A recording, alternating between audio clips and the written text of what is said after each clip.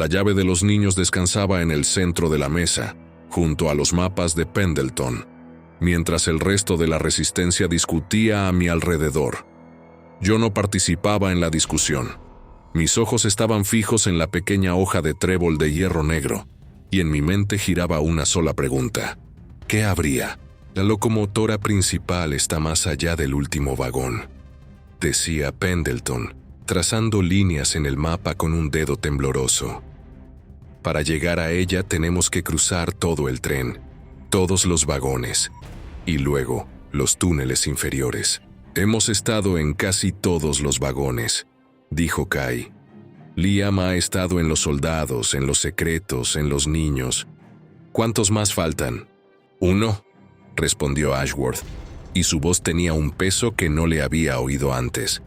Falta el vagón que yo no he podido atravesar, el vagón donde fui condenado. El silencio que siguió fue denso, cargado de algo que no sabía nombrar.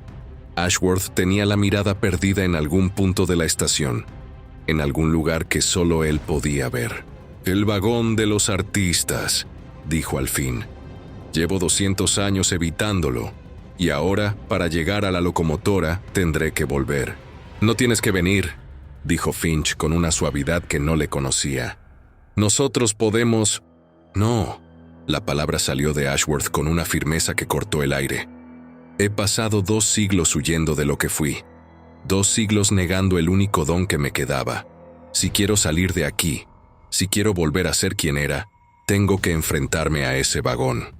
Y tengo que hacerlo antes de que el revisor me quite lo último que me queda. Se levantó del banco.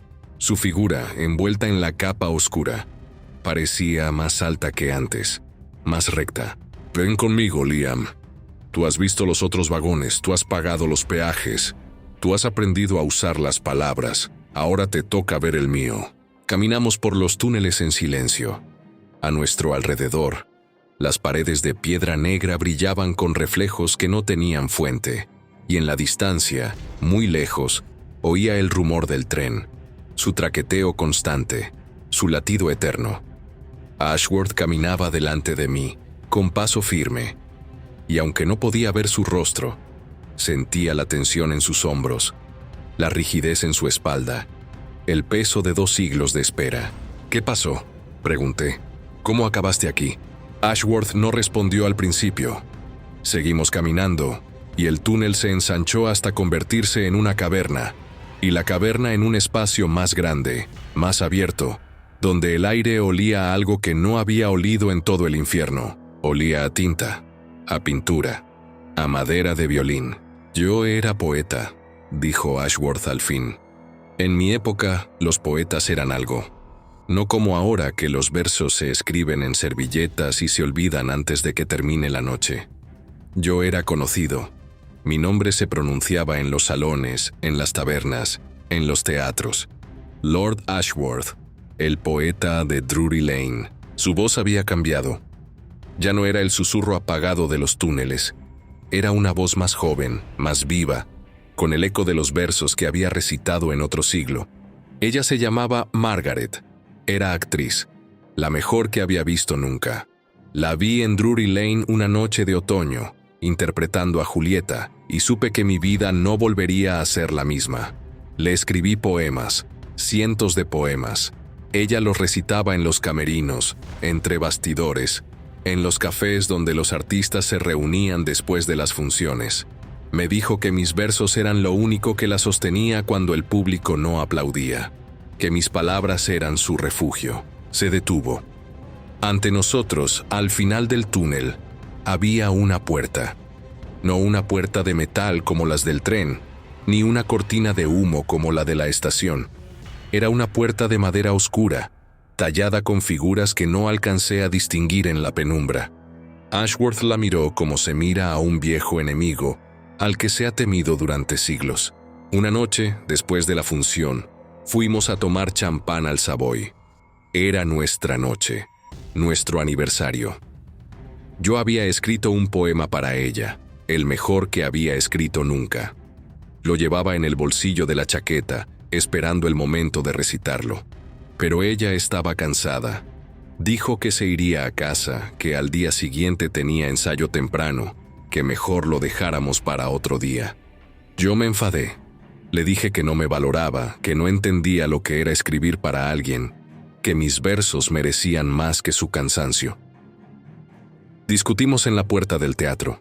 Ella se fue sola. Yo me quedé en la calle, con el poema en el bolsillo, bebiendo champán a solas. Hizo una pausa. Su mano temblaba al tocar la madera de la puerta. Al día siguiente, cogí el último tren para ir a su casa a pedirle perdón. Me quedé dormido en el andén. Y cuando desperté, estaba aquí, en este infierno. Y ella nunca supo que el poema era para pedirle que se casara conmigo. Nunca supo que la última noche, la última discusión, yo llevaba un anillo en el bolsillo junto a los versos. ¿Y ella? Murió 3 años después. De pena, decían los periódicos. De pena por el poeta que desapareció sin dejar rastro. Yo lo leí en un periódico que un pasajero dejó olvidado en el vagón de los secretos. Y desde entonces, desde que supe que ella murió creyendo que la había abandonado, no he vuelto a escribir un solo verso.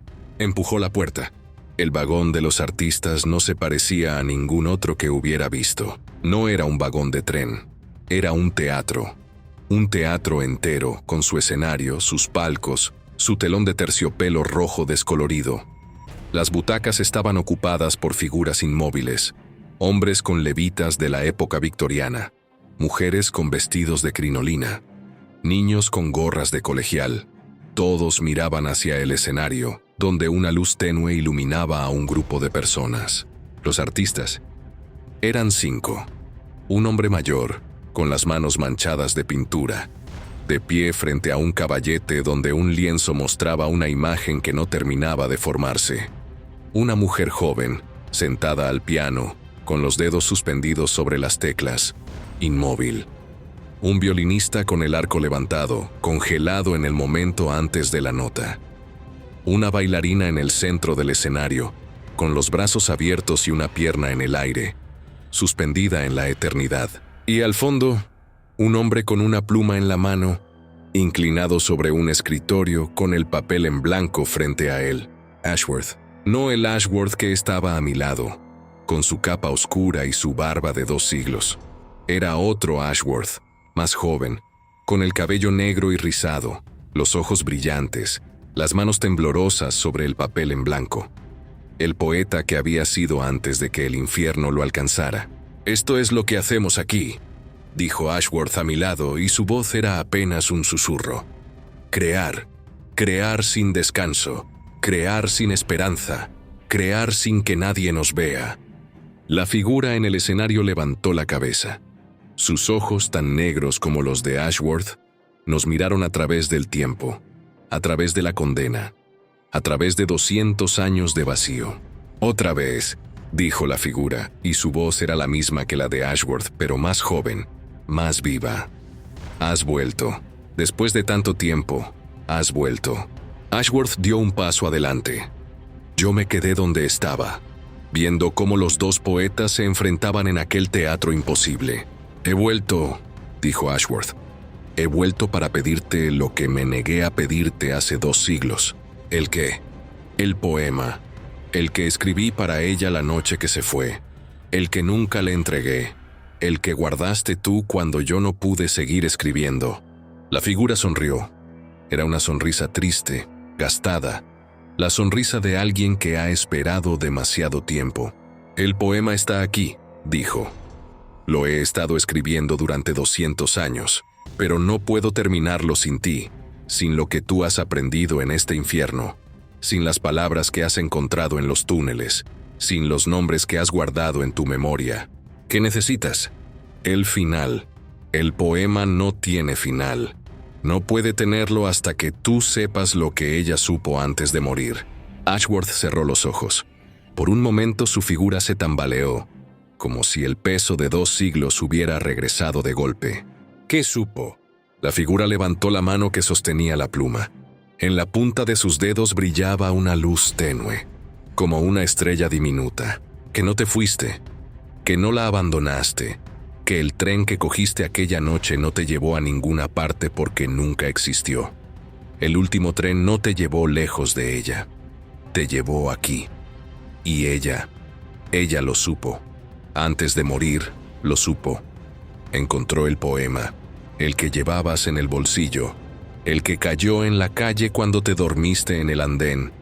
Alguien lo encontró y se lo llevó. Y ella lo leyó. Ashworth abrió los ojos. En ellos, por primera vez, vi algo que no era poesía ni resignación. Era vida. Vida verdadera, la que había estado esperando 200 años para volver. ¿Leyó el poema? Lo leyó. Y supo que ibas a pedirle que se casara contigo. Supo que la querías. Supo que no la abandonaste. Y murió sabiéndolo. Las lágrimas rodaron por las mejillas de Ashworth. No las lágrimas de los condenados, que lloran por lo que perdieron. Eran lágrimas de alivio, de liberación, de un dolor que había estado atrapado en su pecho durante 2 siglos y que por fin podía salir. Entonces, ¿el poema está completo? La figura negó con la cabeza. Le falta el final que solo tú puedes escribir, porque el final no está en lo que ella supo, está en lo que tú has aprendido, en lo que has visto en estos 200 años, en los nombres que has guardado, en las historias que has prometido contar. Ashworth se volvió hacia mí. En sus ojos vi algo que no esperaba. Una pregunta, una petición. Liam, dijo. Los soldados del vagón 7, los niños del vagón 14, todos los que has conocido, dime sus nombres, dime sus historias, ayúdame a terminar el poema. Cerré los ojos. En mi memoria, los nombres desfilaron uno tras otro. Thomas Fletcher, George Harris, William Price, John Cooper, Emily, el niño que llora, todos los que me habían pedido que los recordara. Y mientras los nombraba, mientras los recitaba en voz alta en aquel teatro vacío, Ashworth escribía. Sus dedos volaban sobre el papel, trazando versos que no podía ver pero que sentía en el aire, en la luz, en las palabras que salían de mi boca. Cuando terminé, cuando el último nombre se desvaneció en el silencio del vagón, Ashworth levantó la pluma. La luz que brillaba en sus dedos se había multiplicado. Ahora era un resplandor que iluminaba todo el escenario, todo el teatro, todo el vagón. El poema está completo, dijo. La figura en el escenario sonrió. Lentamente, como una estatua que cobra vida después de siglos, sus dedos soltaron la pluma. El cuerpo joven se desvaneció, se disolvió en la luz, y lo que quedó fue Ashworth. Un solo Ashworth. El poeta que había esperado 200 años para terminar su obra. Ahora, dijo Ashworth, volviéndose hacia mí. Ahora puedo seguir. Ahora puedo llegar a la locomotora. Ahora puedo salir de aquí. Guardó el poema en el bolsillo de su capa. Por un momento, en la penumbra del vagón, vi cómo sus dedos rozaban el papel, como si necesitara asegurarse de que era real. Los artistas, dije, señalando a las otras figuras inmóviles. ¿Qué pasa con ellos? Ashworth me miró largamente. En sus ojos había una tristeza que no había estado antes, pero también había algo nuevo. Algo que podría haber sido paz. Ellos no quieren salir. Ellos ya encontraron lo que buscaban. Crear sin esperanza, sin público, sin fama. Solo por el placer de crear. Eso es lo que les sostiene. Y mientras puedan crear, no necesitan nada más. El violinista movió el arco. Solo 1 centímetro, apenas un gesto. Pero la nota que salió de su violín llenó el vagón con una música que no había oído nunca. Era triste y hermosa al mismo tiempo, como todo lo que se hace sabiendo que nadie lo va a escuchar. «Vámonos», dijo Ashworth. «Ya tenemos lo que necesitamos». Salimos del vagón. Cuando la puerta se cerró detrás de nosotros, la música se desvaneció. Y solo quedó el silencio del pasillo, las luces parpadeantes, el traqueteo lejano del tren. «El poema», dije.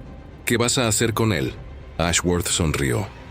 Era la primera vez que lo veía sonreír de verdad, no con la sonrisa cortés de los condenados, sino con una sonrisa humana, cálida, viva. Cuando vuelva arriba, cuando esté de vuelta en Londres, lo publicaré. 200 años tarde, pero lo publicaré. Y ella lo leerá. No sé cómo, no sé dónde, pero lo leerá. Porque los poemas no mueren, Liam. Los poemas son la única cosa que el revisor no puede quitar. Porque los poemas no están en la memoria, están en las palabras. Y las palabras, una vez dichas, nunca desaparecen. Caminamos de vuelta por los túneles. A nuestro lado, las paredes de piedra brillaban con reflejos que antes no había visto. Eran los versos de Ashworth, los que había escrito durante 200 años, los que ahora se desprendían de las piedras y flotaban en el aire como hojas de otoño. Cuando llegamos a la estación abandonada, Pendleton, Finch y Kay nos esperaban. Sus rostros, cuando vieron a Ashworth, cambiaron. Ya no veían al poeta derrotado que había estado huyendo de su pasado durante siglos. Veían al hombre que había sido, al que volvía a ser. ¿Lo tienes?, preguntó Pendleton. Ashworth asintió. Sacó el poema de su bolsillo y lo puso sobre la mesa, junto a la llave de los niños. Lo tengo, y sé lo que falta. ¿El qué? El final. El poema necesita un final, y ese final no puede escribirlo un poeta. Ese final solo puede escribirlo alguien que haya llegado hasta el final del tren. Alguien que haya visto lo que hay más allá. Alguien que haya estado en el abismo y haya vuelto para contarlo. Todos los ojos se volvieron hacia mí. Yo, dije, y la palabra salió antes de que pudiera pensarla. Yo tengo que escribir el final. Ashworth asintió. Cuando llegues a la locomotora, cuando encuentres el billete original, cuando estés frente al tren de vuelta, entonces sabrás qué palabras escribir. Y cuando las escribas, el poema estará completo. Y entonces todos nosotros, todos los que hemos estado esperando, podremos descansar. Guardé el poema en el bolsillo de mi chaqueta, junto al reloj de mi high, junto a las placas, junto a la llave. El peso en mi pecho aumentó, pero ya no era una carga, era una responsabilidad. La responsabilidad de llevar conmigo las historias de todos los que no podían salir. Mañana, dijo Pendleton recogiendo los mapas. Mañana iremos a la locomotora, todos juntos. ¿Todos?, preguntó Kay. Pero yo ya no le tenía miedo. Todos. Liam, Finch, Ashworth, Kay y yo. Los 5. Después de tanto tiempo, por fin vamos a llegar hasta el final. Me senté en un banco. Cerré los ojos. En mi interior, el poema de Ashworth latía junto a los nombres de los soldados, junto a los rostros de los niños, junto a la llave que abría el último tramo del camino. Y mientras esperaba que amaneciera en aquel infierno sin días, repetí en silencio las palabras que Ashworth me había enseñado. Los versos que había escrito para Margaret 200 años atrás. Los versos que ahora, después de siglos de espera, por fin iban a ser leídos. El tiempo no lleva al olvido. El olvido es solo el tiempo que no se ha atrevido a recordar. En algún lugar del tren, muy lejos, el revisor marcaba las horas que no existían.